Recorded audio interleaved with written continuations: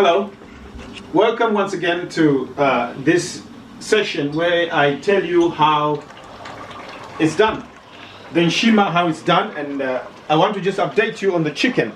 The village chicken is now properly cooked. It's been boiling for a while because it's hot chicken, so the spices have been added and everything, and the aroma is such a delicious kind of something that makes you want to eat. Yeah, so that's our village chicken. They're getting ready now. This village chicken is going to be enjoyed with Nshima. Nshima is a staple food that we eat back home in Zambia, and in Zimbabwe it's called sadza, and other countries it's called ugali and different names. So we're going to have Nshima, and this on the side is going to be kippers. This is kippers. It's a very nice fish. It takes the place of the dry fish that we have back home, but we don't have it here in this country, so we use kippers. It's close to our dry fish. Now, apart from that, we're going to have this here over here. We're going to have some kale. It's nicely cooked with a bit of tomato and onion there, and salted. And then let me just tell you how the Nshima is prepared. So the Nshima is actually prepared with, this is mealie meal, sweet corn. This is white maize, white mealie meal. It's ground into this powder like this. So what happens is you take the powder, you mix it in the pot, you put a bit of cold water, and it becomes like that. You see, when you've mixed the water and a bit of the white flour, it becomes like that. So what you do now, the next stage is you just switch on your stove. Actually, I'll swap them. I'll put this one over there, and I'll bring this one over here. So I'll put this one on. So here I add some water. If you can just come close and just show the viewers, the people watching. So I add in some water from that mixture, and I'll let it boil.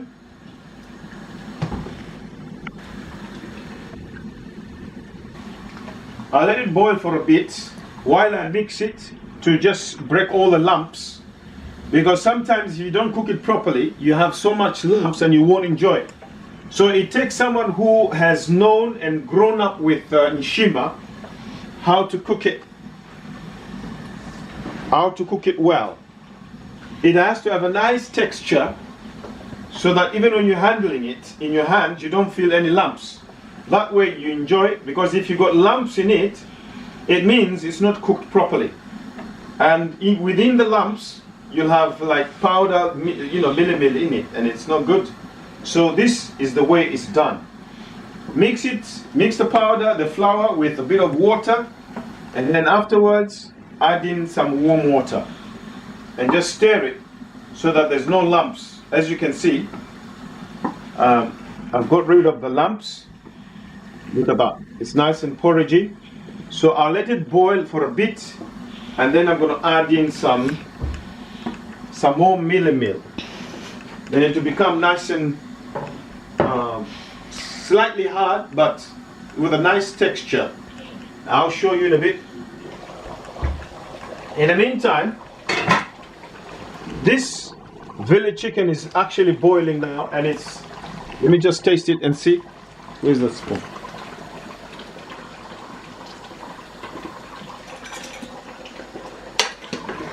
Oops, that was very hot. I cooked my finger right there. Yeah, look at that. Look at that. Let me just taste it and see how far we've gone. Wow. Yes, the salt is just dead on. The spices are just nice. So I don't know how the texture is. Let me just see how soft it is. It's a bit hot.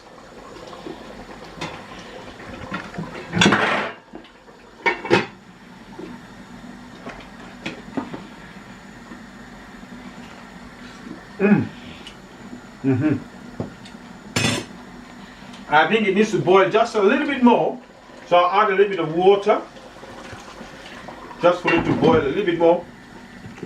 Because like I said, this is village chicken, and village chicken is usually hard.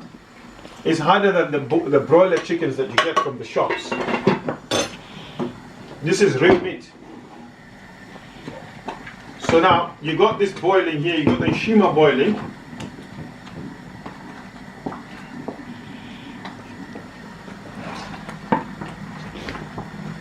I just need to add a little bit of water to this so that, because the texture seems to be very, very hard. So I'll add in just slightly, just to make it a bit soft. So that when I add in some more milli meal, we don't have an issue.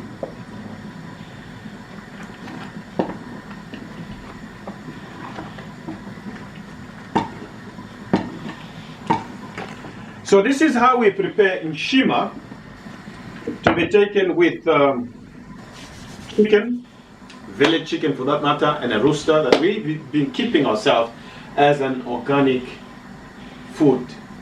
And one thing I'd like to encourage you, my viewers, organic food is the best. So you feed your animals with, leftovers like cabbages and stuff like that, and your animal comes out very nice.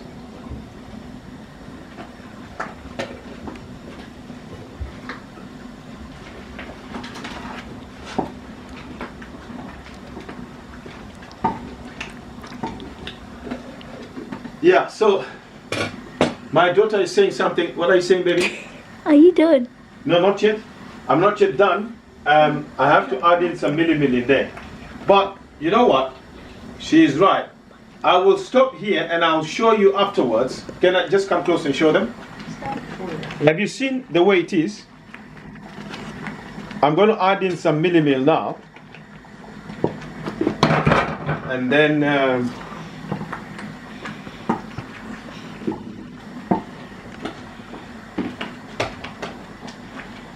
so I add in some milli meal, and then come back.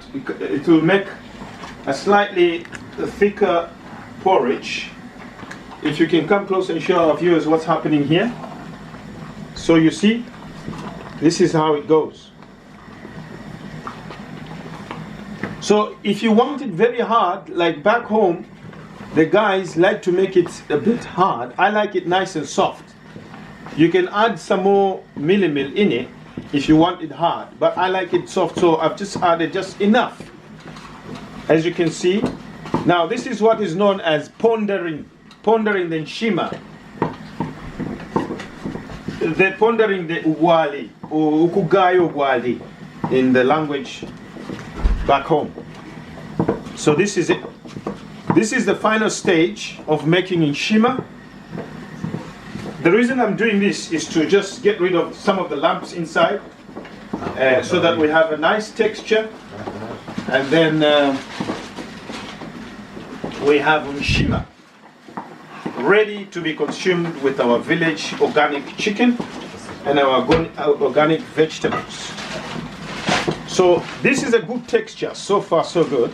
So what I'm going to do now, I'm going to just leave it to simmer, and then when it simmers, it actually sort of like solidifies a little bit, which makes it very, very nice and ready for being consumed. So I'll leave it there, and then I'll show you later on the next stage when it's dished up on the table when we're about to eat it. You stay blessed and stay tuned in.